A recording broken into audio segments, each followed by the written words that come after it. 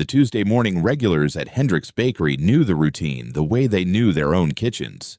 The bell above the door, the smell of butter and cardamom, the soft sound of Robert moving behind the glass case. Patricia Chen had been coming in every Tuesday for 4 years, and she could have told you exactly how the croissants would be arranged left to right, curved side up, spaced 2 fingers apart. Robert had explained once, without being asked, that even spacing helped them cool evenly. She had never forgotten that. She pushed open the door at 8 that morning and stopped. Robert was standing behind the display case, but he wasn't moving. He was looking at the tray in his hands the way a person looks at something they are memorizing. His eyes were red at the rims, not from crying, she thought, but from hours of not sleeping. And he was wearing a suit. A gray suit with a white shirt buttoned to the collar, no tie, the jacket pressed with the kind of care that takes time. In 4 years, she had never seen Robert Hendricks in anything other than his flour-dusted apron and the dark green jacket he kept on a hook by the back door. She set her bag on the counter. He looked up. "Morning, Patricia." He said it the same way he always said it. Then he set the tray down and went back to arranging, one croissant at a time, with a precision that seemed to have nothing to do with croissants. She ordered her coffee and watched him. At 8:17, his phone buzzed against the counter. He glanced at the screen and set it face down without answering. Then he let out a slow breath, long and deliberate, the kind that empties something out rather than fills it. "Robert." She waited until he looked up. "Are you all right?" "I need a favor," he said. "There's someone coming in at noon. I'd like you to stay." "Stay," she repeated. "You mean here, in the shop?" "Yes." "Why?" He was quiet for a moment. He picked up another croissant and placed it in the case. "I need a witness." Patricia had been a real estate attorney for 11 years. She had sat across tables from people who were about to lose things and people who were about to take things, and she had learned to read the difference. She looked at Robert, his red eyes, his pressed suit, the careful way his hands were moving, and she understood that whatever was happening at noon had been a long time coming. A witness to what she asked. He looked at her then, directly, with the kind of steadiness that belongs to people who have already made their decision and are no longer afraid of it. "The truth," he said. Then he turned back to the case and kept arranging, each croissant in its place, each one exactly 2 fingers from the next. I knew Robert Hendricks for 3 years before I understood what kind of man he was. The first time I walked into Hendricks's bakery, it was a Tuesday in October, the kind of Denver morning where the cold comes fast and the light comes slow. I had just closed a difficult property dispute that had taken 14 months, and I was tired in a way that sleep doesn't fix. The bakery was on the corner of Maple and 6th, a small place with a green awning and a handwritten chalkboard in the window that said fresh croissants 6 a.m. I went in because I smelled butter. Robert was behind the counter. He was maybe 60, then I wasn't sure, with the kind of hands that come from years of actual work, flour still in the creases of his knuckles. He looked at me, and then at the white bakery box I'd pointed to, and said, "Who's the birthday cake for?" I said, "For me." He paused. Then he smiled a real smile, but with something quiet behind it. "Happy birthday," he said. And he didn't ask anything else. He boxed the cake carefully, tied the ribbon twice, and handed it across the counter. I paid and left. But I came back the following Tuesday, and the one after that. Over the course of 3 years, I learned Robert's story in the way you learn things from a person who doesn't talk about himself slowly, in pieces, each piece offered without ceremony. He told me his wife, Ellen, had passed 6 years ago. Not passed away, or we lost her, just passed, like a thing that had happened and been absorbed. They had built the bakery together, he said. She had done the decorating, the window displays, the chalkboard lettering, the small ceramic dish by the register where he kept business cards. He hadn't changed any of it. The dish was still there. The lettering on the chalkboard was still in her handwriting. He had one daughter, Sarah, 28, who worked at a commercial real estate firm downtown. He spoke about her the way people speak about someone they love, without condition, not with gushing, but with a specific kind of attention. He knew the name of her supervisor, the address of her apartment, that she preferred her coffee with oat milk since college, that she called him every Sunday at 7. He said, she calls me every Sunday at 7 the way other people say the sun rises in the east, as a fact that required no further commentary. About a year ago, he told me about Marcus. Sarah had met him at an industry event, a mixer for Denver's architectural and development community. Marcus Whitmore, 29, junior partner at a firm his father had helped establish.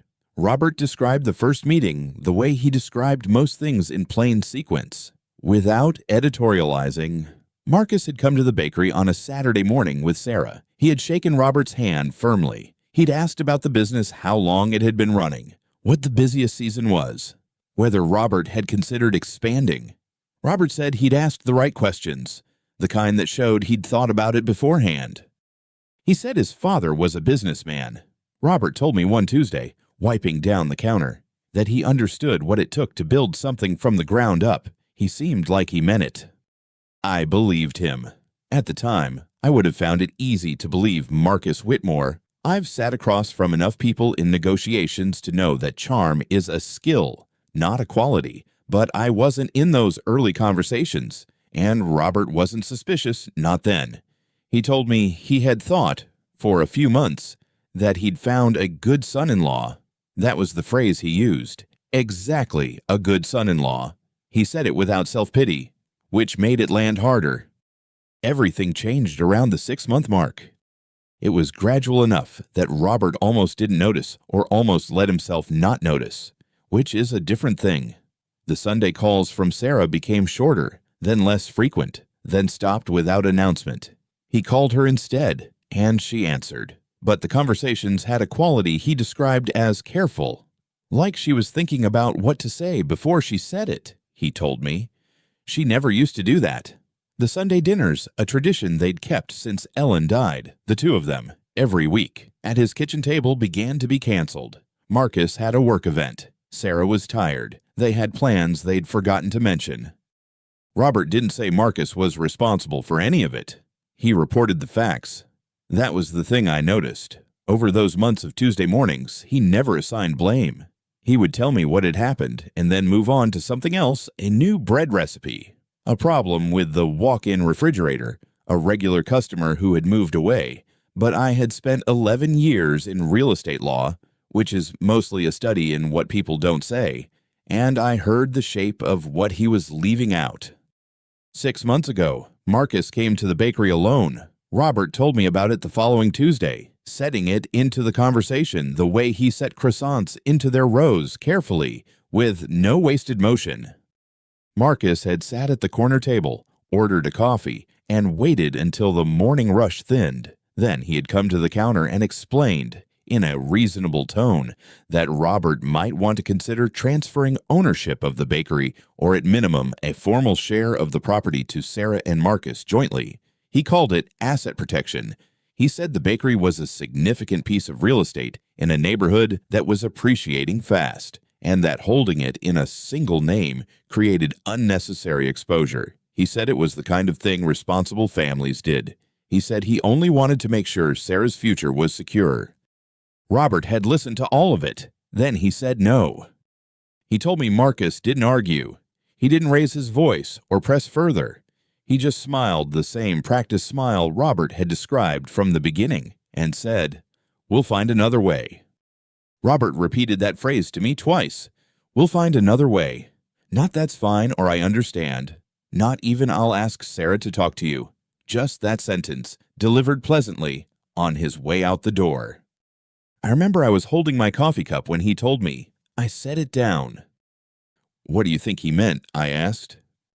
Robert picked up his cloth and started wiping the counter again. The motion was slow and even, the same as always. "I think he meant exactly what he said," he told me. He didn't look up when he said it, but his hands didn't stop moving. And I had learned, by then, that stillness in Robert Hendricks meant something different than it meant in other people. It didn't mean he had nothing to say. It meant he had already said everything that needed saying and was now waiting for the rest of the world to catch up. The call came on a Tuesday morning, 2 weeks before the 1st of October. I know because I was at the bakery early. Robert had promised to teach me his mother's croissant recipe, a standing offer he'd made 6 months prior, and which I'd finally taken him up on. He was rolling dough when his phone rang. He looked at the screen, and something in his face changed, not dramatically, not in a way most people would catch. The set of his jaw eased, just slightly. He set down the rolling pin and answered. I kept working the dough the way he'd shown me, pretending I wasn't listening. The call lasted 4 minutes. When he hung up, he stood for a moment with his back to me. Then he said, Sarah wants to get married here. He gestured at the space around us, the worn oak counters, the tin ceiling, the windows that faced Maple Street. At the bakery. I asked when. 2 weeks, he said. He picked up the rolling pin again. I watched him work. His hands were steadier than before the call. He didn't say anything else about it, but for the rest of that morning, he moved with a kind of careful attention, measuring flour a second time, checking the oven temperature twice that I recognized as something close to hope, though he would never have named it that. He spent the next 11 days preparing. I came in on a Wednesday and found him on a stepladder replacing a section of crown molding that had been chipped since before I'd first walked through the door. On Thursday, he'd sourced white dahlias from a grower in Boulder, the same flower that had been in his wife's wedding bouquet. On Friday, he drove 40 minutes to a restaurant supply warehouse and came back with folding chairs and a bolt of ivory linen. He didn't tell me any of this directly. I learned it in pieces. The way you learn most things about Robert Hendricks, a detail here, a mention in passing, the evidence of his hands.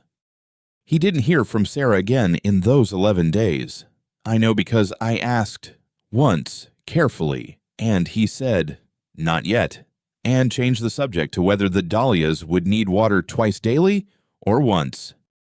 3 days before the wedding, I was closing up for the afternoon when his phone rang again. He was in the back. I heard him answer. I heard the tone of his voice change, not louder, not sharper, but slower. The way a person speaks when they are choosing every word. I heard him say, I understand what you're asking. And then, after a long pause, no. When he came out, he was carrying a tray of almond pastries that needed to go in the case. He set them down one by one, evenly spaced. That was Marcus, he said. He told me what Marcus had said, that they needed a formal transfer of the bakery and the adjacent property into Sarah's name before the wedding, that it was a matter of legal clarity, that if Robert wouldn't agree, Sarah wouldn't come.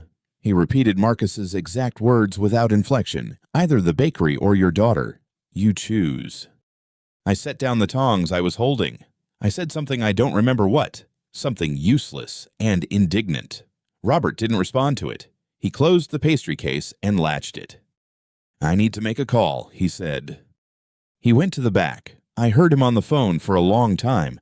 I couldn't make out the words, but the voice on the other end was my brother David's. I recognized the cadence of it, the way he speaks when he's working through a problem rather than past it. When Robert came back out, he looked the same as always. He refilled the coffee urn. He straightened a stack of napkins that didn't need straightening.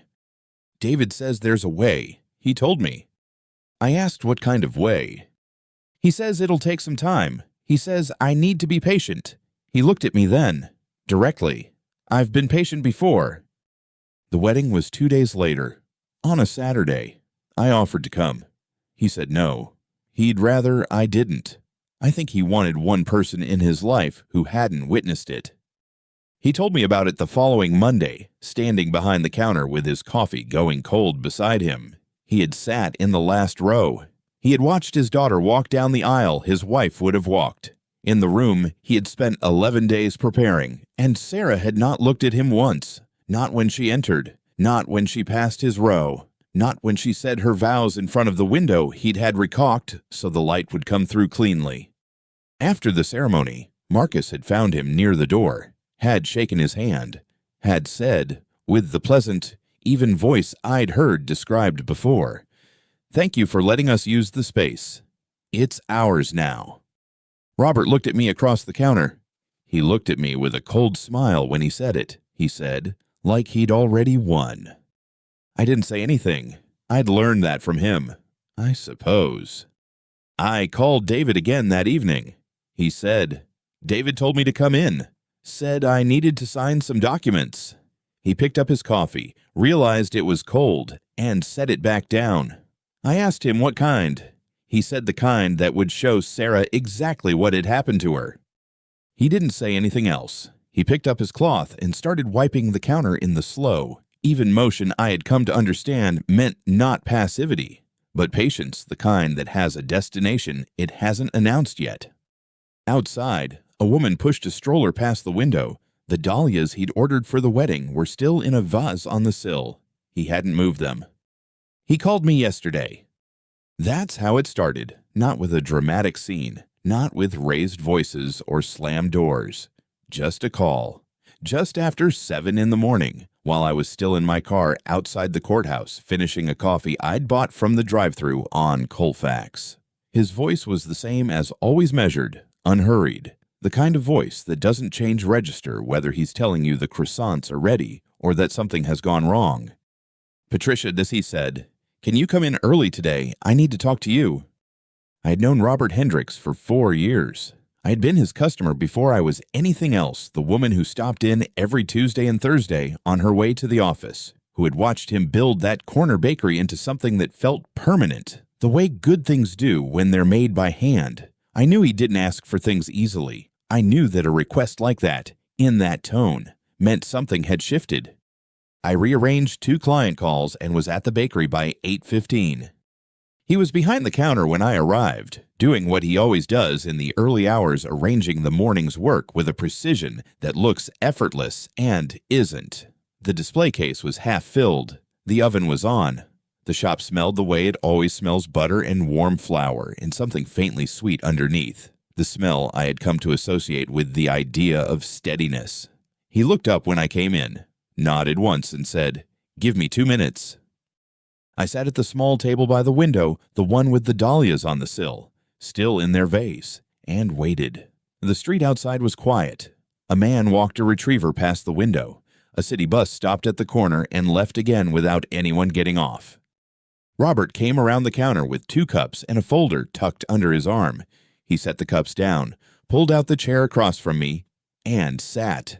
He didn't open the folder right away. He looked at his coffee, then at the window, then at me.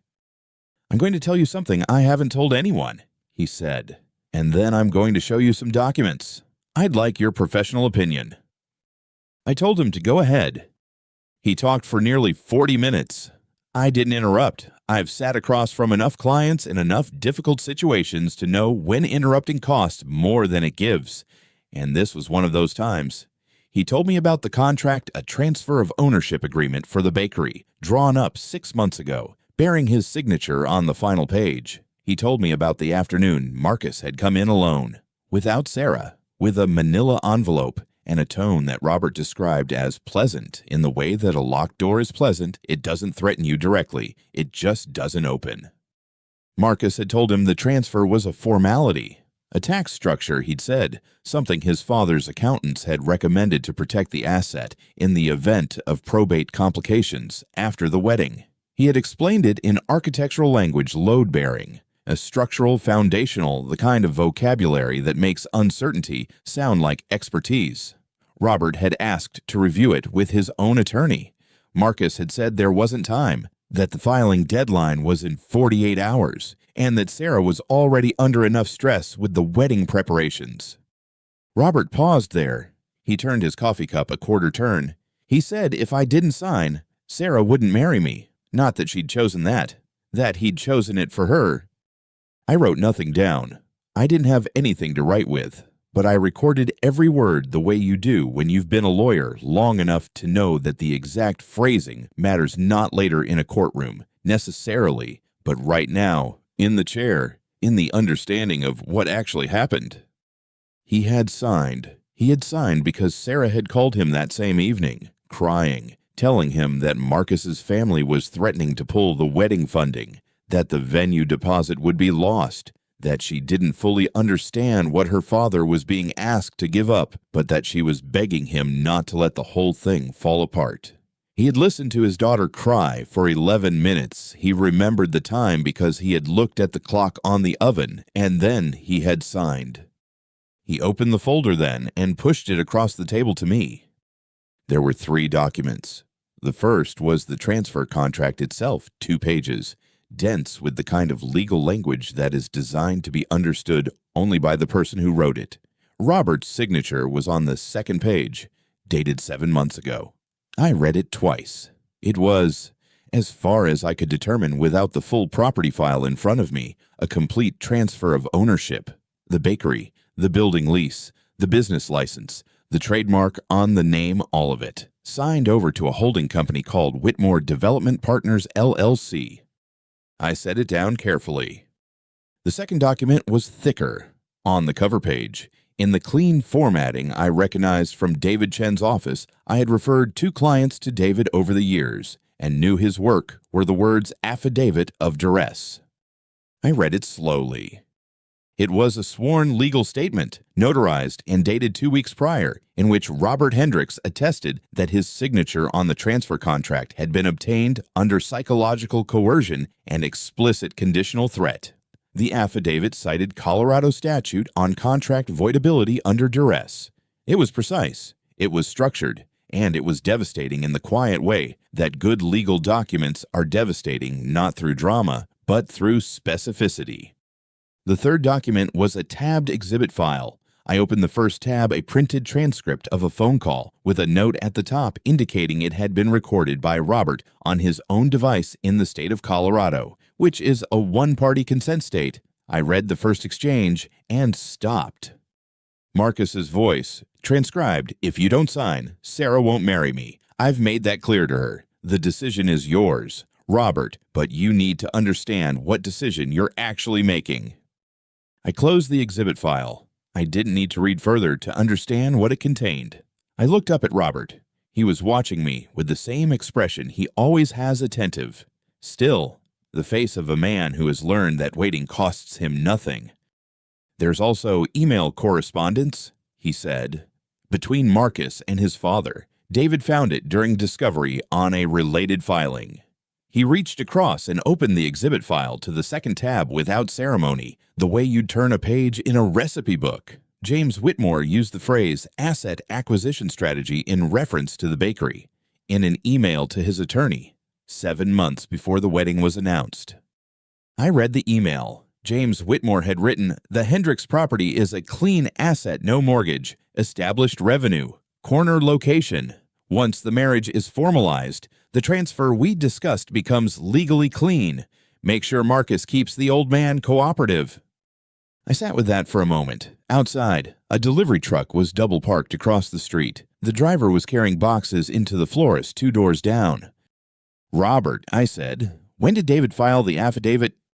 "Last night," he said, 11:47. I looked at him. He was already looking at me. "They don't know," I said. It wasn't a question. "No," he said. "They don't." He stood and went back behind the counter. He began transferring the morning's almond croissants into the display case, each one placed with the same unhurried attention he gives everything. I watched him do it and thought about the 6 months he had spent in silence.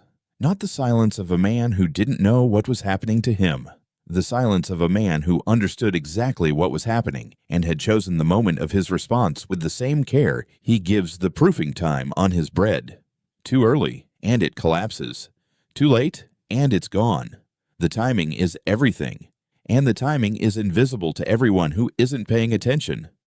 His phone rang at 9:43. He answered it on the second ring, listened without speaking for most of the call, and said 2 things, "I understand," and "Yes, I'm ready." He set the phone on the counter and looked at me across the display case. "That was David," he said. "He said everything is ready. They'll be here at noon. Marcus, Sarah, and James Whitmore. Marcus told Sarah they're coming to finalize the paperwork. She doesn't know what paperwork. She thinks it's something to do with the wedding." He said it without expression, but I had been coming to this bakery for 4 years. I had watched him talk about his wife the way he sometimes paused when he passed the photograph on the back wall. The one of her standing outside the same building the year they opened. I had watched him talk about Sarah the way parents talk about children they are still, always, afraid of losing. I knew what the word "she doesn't know" cost him to say. "Are you all right?" I asked. He considered the question the way he considers most things honestly, without rushing. "I've been waiting 6 months to give my daughter the truth," he said. "I'm not angry. I'm just ready." He turned back to the display case and adjusted the position of one croissant by perhaps a centimeter. Then he looked up at the clock on the wall above the register, the same clock that had been there since the bakery opened, the one with the small crack in the lower left corner of the face that he'd never replaced because his wife had hung it. It was 9:51. 2 hours and 9 minutes. I did not leave the bakery. I called my office, rescheduled my afternoon, and sat back down at the table by the window. Robert didn't ask me to stay, and he didn't ask me to go. He simply continued with his mourning the loaves, the display case, the 2 regulars who came in at 10 and ordered the same things they always ordered, and I understood that my staying was not something that needed to be discussed. Some things are understood between people who have watched each other long enough. The dahlias on the windowsill were still there, pink and white, a little past their best now. He still hadn't moved them. The clock above the display case read 11:43 when I looked up from my phone. I had been answering emails, a title search for a property in Cherry Hills, a question from a client about a disclosure form, and I had been doing it with the particular half attention of someone who is present in a room without fully occupying it. The bakery had been quiet for the better part of an hour. 2 customers had come and gone. Robert had been working at the back counter, restocking the croissant tray with the same unhurried precision I had watched him use all morning. He moved the way a man moves when he has done something 10,000 times and no longer needs to think about it. Then the door opened. I recognized Sarah first. She was wearing a gray coat I had seen before, a wool one with a wide collar, and she was walking slightly behind the 2 men rather than beside them. Marcus came in first. Marcus always came in first. I had noticed that about him in the handful of times I had seen them together wearing a dark charcoal suit that was too formal for 11:45 on a Tuesday morning in a neighborhood bakery in Denver.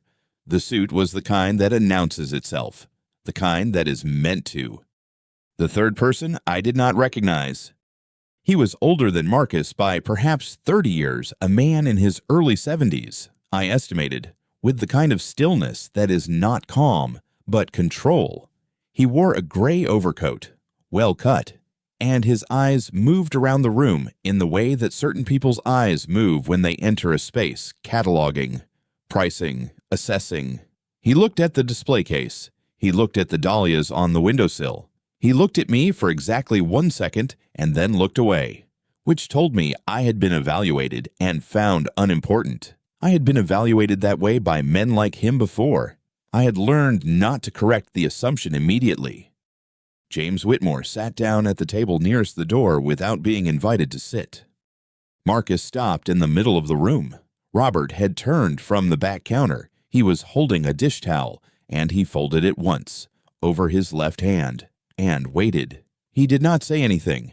He did not move toward them or away from them. He stood behind the counter the way a man stands in a room that belongs to him, not aggressively, not defensively, simply with the certainty of a person who knows where the walls are. Sarah stood near the door. She was looking at the floor. Marcus said, "Robert, we came here to let you know where things stand." He said it pleasantly. That was the thing about Marcus that I had never quite been able to explain to clients who asked me to describe difficult people, how a man can say something that is not pleasant at all in a voice that sounds entirely reasonable. "We've been in contact with our attorney. The transfer agreement you signed 14 months ago is fully valid. The bakery belongs to Sarah and to me, as her husband. You have no remaining legal claim to this property. We're asking you to leave." The room was very quiet. Robert looked at Marcus.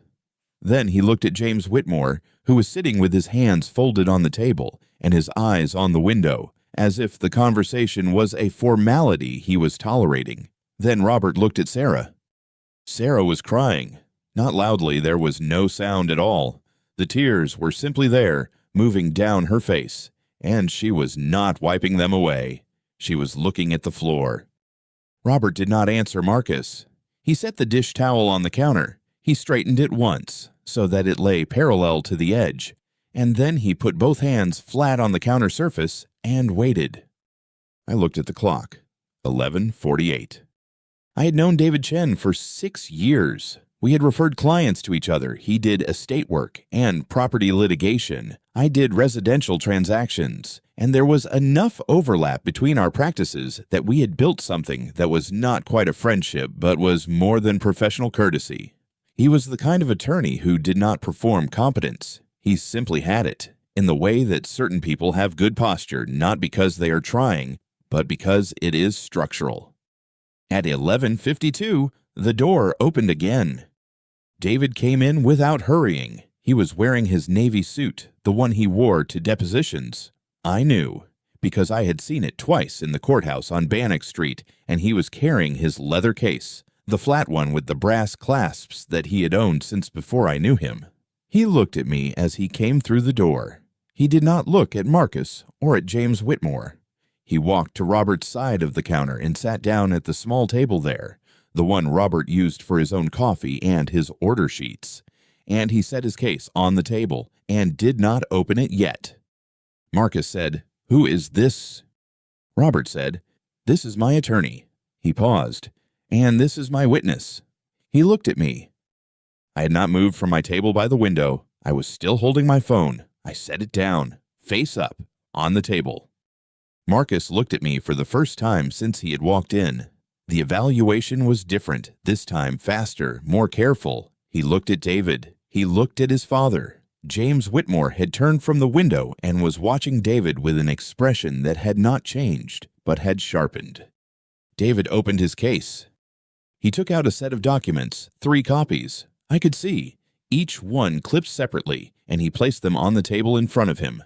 Then he took out something smaller, a USB drive, black, with a white label. He set it on top of the documents. He said, "I represent Robert Hendricks. I need to inform you that the transfer agreement you're referencing is not legally valid." He said it in the same register a doctor uses to deliver a diagnosis not unkind, not theatrical, simply precise. It was signed under duress. We have filed an affidavit of duress with Denver District Court as of 9:47 this morning. We have supporting evidence. He touched the USB drive without picking it up. This contains a recording of a phone call placed 5 months before the agreement was signed. In that call, Marcus Whitmore states, and I'm quoting directly,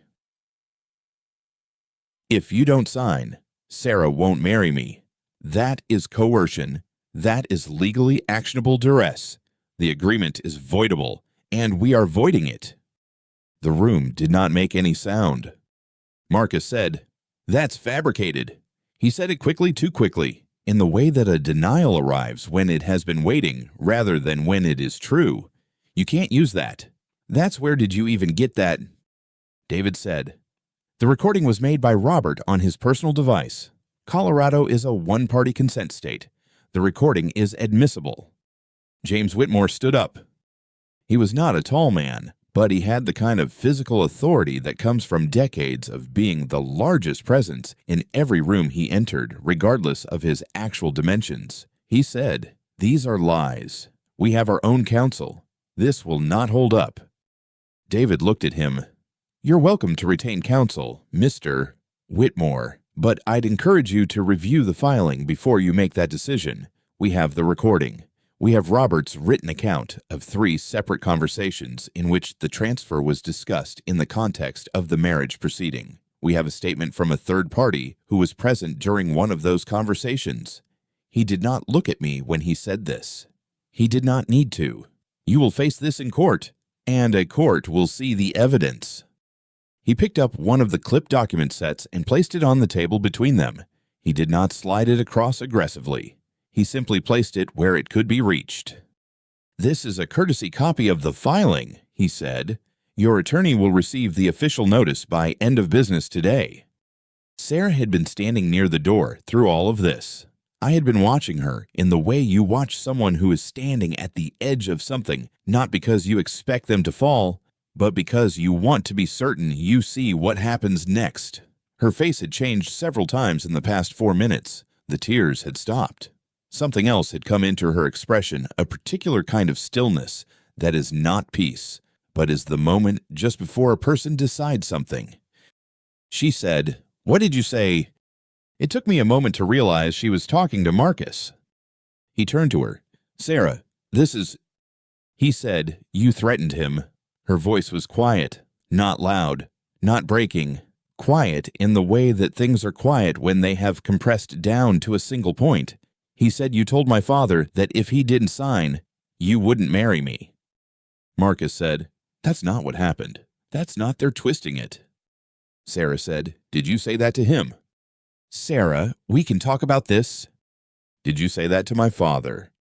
The question sat in the room. Marcus did not answer it. He looked at his father. James Whitmore was looking at the document set on the table, and his expression had not changed. But something in the set of his shoulders had shifted the almost imperceptible adjustment of a man who is recalculating. Sarah turned toward Robert. She looked at him the way you look at someone when you are trying to find something you are afraid may no longer be there. Robert was standing behind the counter. He had not moved during any of this, not when David spoke, not when James Whitmore stood up, not when Marcus denied the recording. He had stood with both hands on the counter and watched, and his face had carried the same expression it carried when he was working present, attentive and giving nothing away that he had not chosen to give. Sarah said, "Dad, I didn't know." Robert looked at his daughter.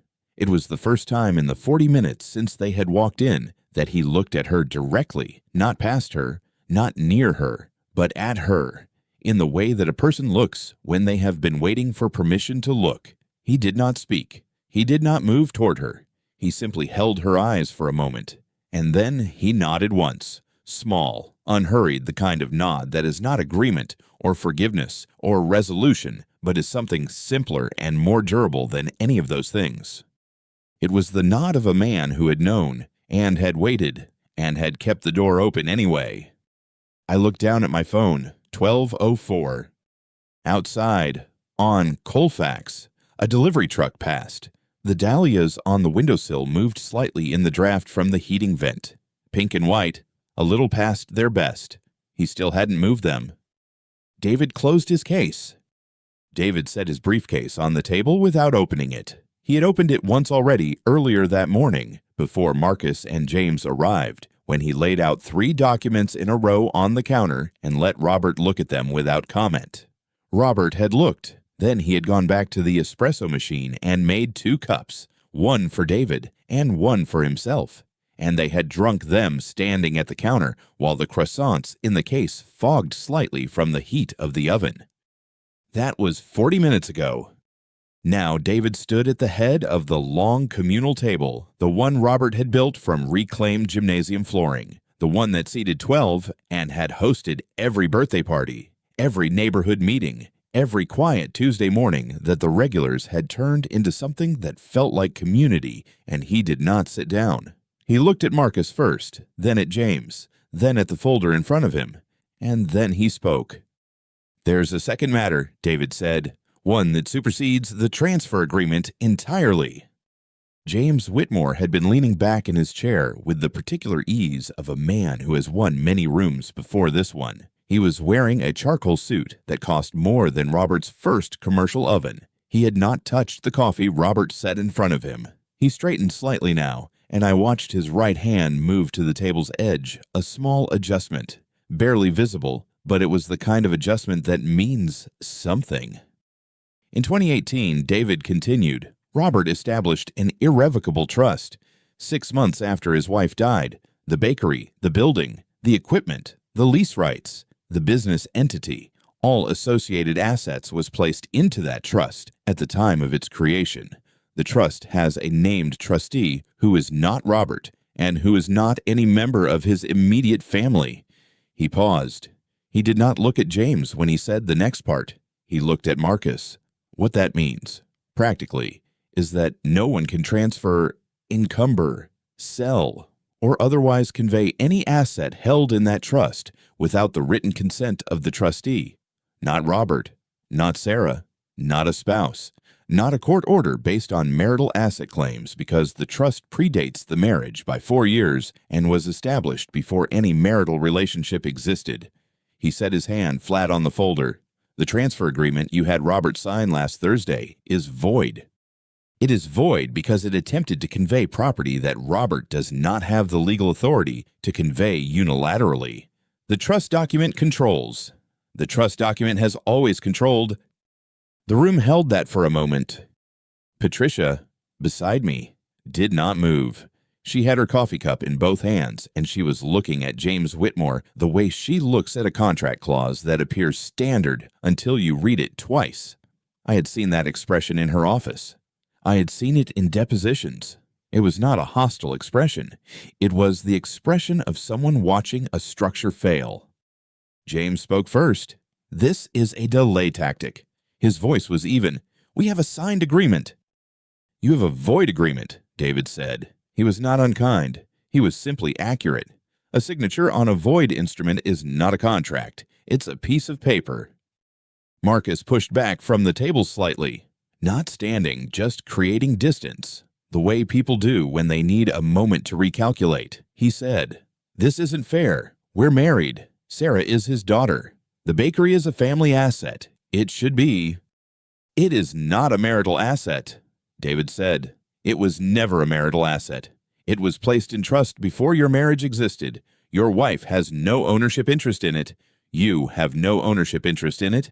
Your father," and here David did look at James directly, without blinking, "has no interest in it whatsoever. If you continue to pursue this claim, we will file counterclaims for defamation, intentional infliction of emotional distress, and abuse of process. We will ask for attorney's fees.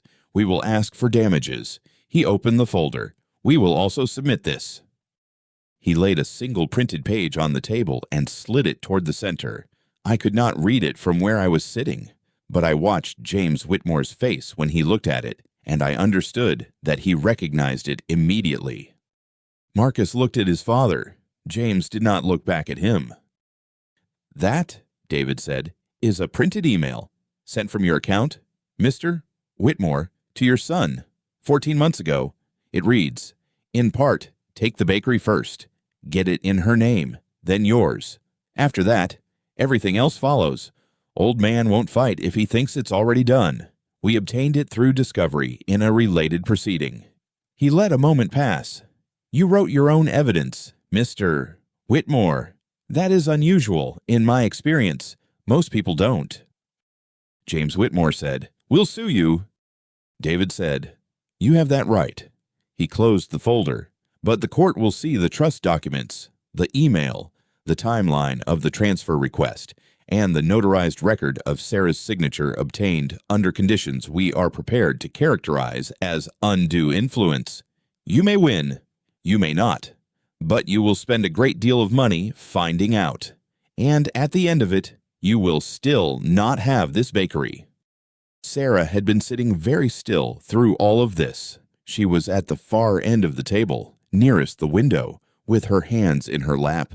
I had been watching her the way you watch someone standing at the edge of something not to stop them, but because you want to know what they will do. She had not looked at Marcus since David began speaking. She had not looked at James. She had been looking at the table in front of her, and then at the document David slid across it, and then at nothing in particular. Her face was doing something complicated and private. When she finally spoke, her voice was quiet, but it did not shake. "I didn't know," she said, not to David, not to her father, to the room, to no one, to herself. "I didn't know about the trust. I didn't know what the agreement was for. I didn't know—" She stopped. She pressed her lips together. "I didn't know about the email." Marcus said, "Sarah." "I didn't know," she said again, and this time it was final in a way the first two weren't. Patricia set down her coffee cup. She stood up and walked to the end of the table where Sarah was sitting, and she placed her hand on Sarah's shoulder. It was a simple gesture. It was the kind of gesture that women make for each other in rooms where the men have been talking for too long. Sarah looked up at her, and something in her face shifted, not relief.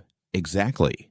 But the thing that comes just before relief, when the weight of holding a position you no longer believe in finally becomes heavier than the cost of letting it go. Then Sarah looked at Robert. He was sitting across the table, slightly apart from the others, the way he always sat in his own bakery present, but not performing presence. He had a cup of coffee in front of him that he had not touched since David began. He was watching his daughter with the same stillness he brought to everything: the bread he shaped at 4 a.m, the receipts he tallied at closing, the years he had spent not saying the things he could have said. "I'm sorry, Dad." Sarah said, "I'm so sorry. I should have trusted you. I should have asked. I should have." Robert said, "I know." 2 words, that was all. Sarah pressed the back of her hand against her mouth for a moment. Then she straightened. She looked at Marcus, and the look was not angry and not forgiving and not uncertain. It was something else, the look of a person who has finally understood the shape of a thing that was too close to see clearly before. "I want to talk to my father," she said, alone. Marcus started to speak.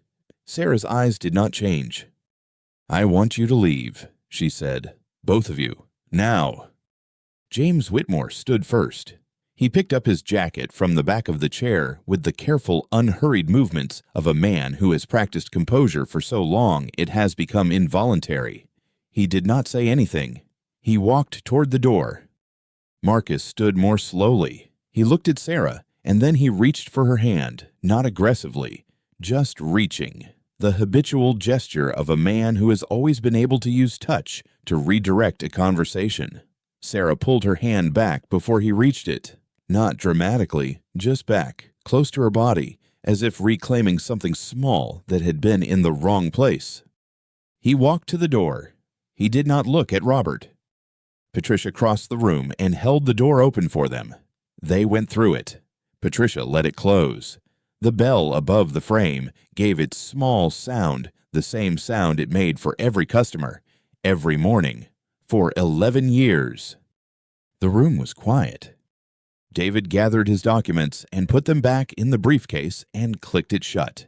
He looked at Robert, and Robert gave him the same small nod he had given earlier, and David said, "I'll call you this afternoon." And Robert said, "I know you will." And David walked out through the back, the way he had come in. I stayed where I was, near the counter, because I did not know if I should leave or stay, and because Robert had not looked at me to indicate either. Robert was still sitting at the table. He had not moved toward Sarah. He had not spoken again. He was simply there, at the table he had built, in the bakery that had been his wife's idea, and then his grief, and then, over 11 years, his life, and he was looking at his daughter with the expression of a man who has nothing left to prove and knows it. Sarah got up from her chair and walked around the end of the table and sat down beside him, not across from him. Beside him. She put her hand over his on the table. He turned his hand over and held hers. Neither of them said anything for a long time. The dahlias on the windowsill were still. The espresso machine ticked once as it cooled. Outside on Colfax, a bus went by, and then it was quiet again. I looked down at my phone. 12:17. I picked up my bag from the floor beside the counter stool. I left a 20 under my coffee cup, more than the croissant and the 2 refills cost, less than what the morning had been worth. I walked to the door. I did not look back, but I heard, just before the bell rang above me, Robert's voice low, unhurried, the voice of a man who has been patient for a very long time. He said, "You want some coffee?" And Sarah said yes. I stepped out onto Colfax and let the door close behind me. 2 weeks after the hearing, Marcus Whitmore filed for divorce. He did it through his attorney, a man named Gerald Foss, who had an office on the 16th floor of a building downtown and a reputation for aggressive property litigation. Gerald Foss reviewed the evidence for one afternoon and called James Whitmore that evening. I know this because David Chen told me later, in the same quiet way He told me most things matter-of-factly, without editorializing. Gerald Foss had told James Whitmore, "There is nothing to fight here. The documentation is complete. The transfer attempts are on record. The recordings are admissible. If Marcus contests this, he will lose publicly, and the settlement will be worse." James Whitmore did not call back. Marcus signed the divorce papers 4 days later. He did not contest the bakery. He did not contest the property on Maple Street.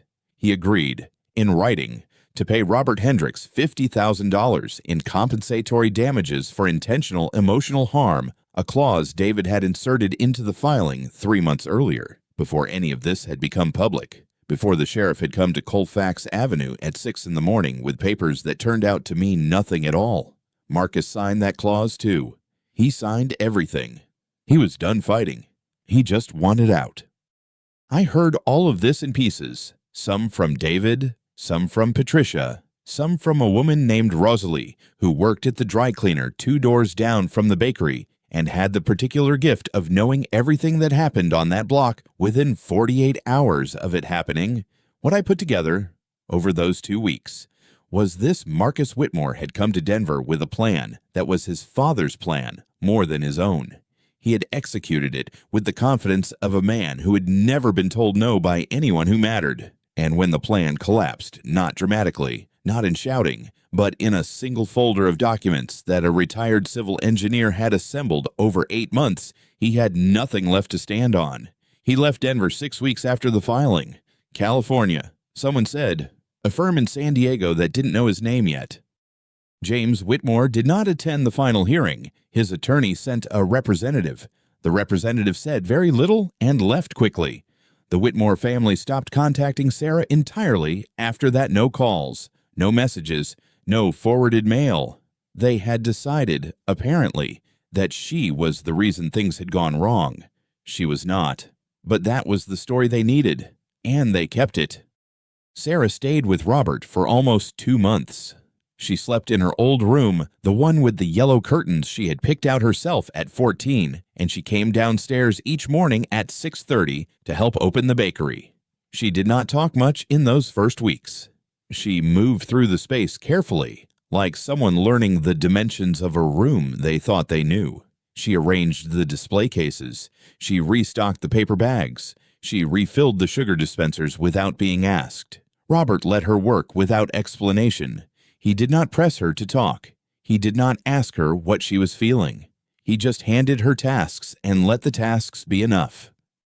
One evening in the 3rd week, a Tuesday, after closing, when the chairs were up on the tables and the floor had been swept, Sarah sat down on the stool behind the counter where Patricia usually sat in the mornings. Robert was wiping down the espresso machine. She said, without looking up, "Dad, why didn't you tell me sooner? Why did you just stay quiet and wait?" Robert set down the cloth. He turned around. He looked at her for a moment before he answered, not the pause of a man searching for words, but the pause of a man who has known the answer for a long time and is deciding how much of it to give. He said, "Because if I'd told you, you wouldn't have believed me. You had to see it yourself. And now you have." Sarah was quiet for a long time after that. Then she said, "That must have been hard, watching and not saying anything." Robert picked up the cloth again. He said, "It was the only thing I knew how to do." She started seeing a therapist in the 4th week, a woman named Dr. Anita Reyes, whose office was in a building on Colorado Boulevard. She went every Thursday afternoon. She came back quieter sometimes, and sometimes more talkative, and Robert adjusted accordingly. He did not ask what they talked about. He did not need to. He could see, slowly and then more steadily, that the particular tension she had carried in her shoulders for the past 2 years was beginning to release. Not gone. Not yet. But loosening. She started learning to bake in the 5th week. Not the simple things she had always known how to make: the sandwich rolls and the basic loaves. She started learning the difficult things. The croissants. The laminated doughs that required 3 days of folding and resting and cold and patience. Robert taught her the way he had learned himself, by doing it wrong first, and then doing it again, and not moving on until the thing was right. They stood side by side at the prep table in the back of the kitchen for hours at a time. Flour on their forearms, not always talking. It was the most time they had spent together in 6 years. Neither of them said that out loud. Patricia came in every Tuesday morning, as she always had. The third Tuesday after the hearing, she sat at the counter and watched Robert arrange the morning pastries and said, "You know, you're the most patient man I've ever met. Most people would have said something, would have confronted him directly. You just waited." Robert set a croissant on the tray without looking up. He said, "I'm not patient. I just knew that if I said something too soon, I'd lose her, so I stayed quiet. That was the only way I knew how to keep her." Patricia looked at him for a moment. She said, "That's not patience. That's love." Robert did not answer that.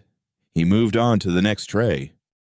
3 months after the hearing, Robert and Sarah opened a second location, a smaller space on Quebec Street, on the east side of Denver, in a neighborhood that had 3 coffee shops and no bakery. Sarah's name was on the lease. Robert had insisted on it.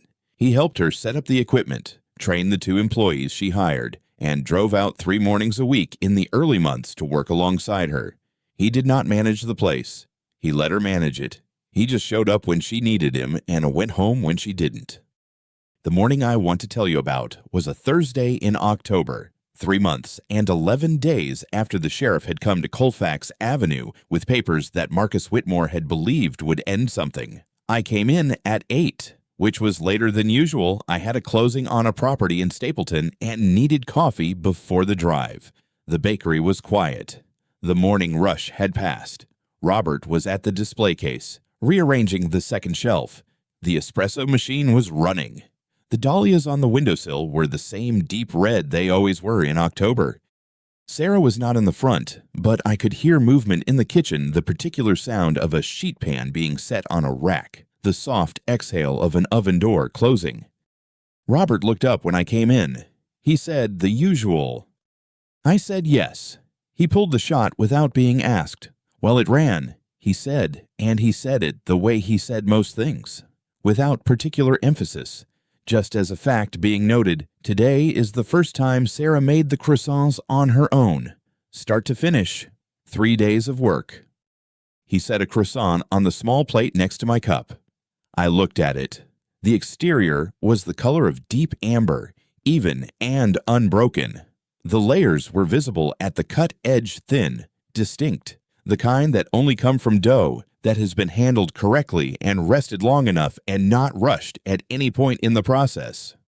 I said she learned from the best. Robert looked at the croissant for a moment. Then he looked up, and he smiled, not a wide smile, not the smile of a man who has won something, but the small, settled smile of a man who has arrived somewhere he has been trying to get to for a long time and is simply glad to be there. I drank my coffee. I ate the croissant. It was perfect. If you've ever watched someone you love do something difficult and right not because it was easy, but because they stayed with it long enough, you already understand what that croissant meant. Not the pastry, the 3 days, the patience, the fact that no one rushed her. These are the stories I keep coming back to. If they find something true in you, I'll be here.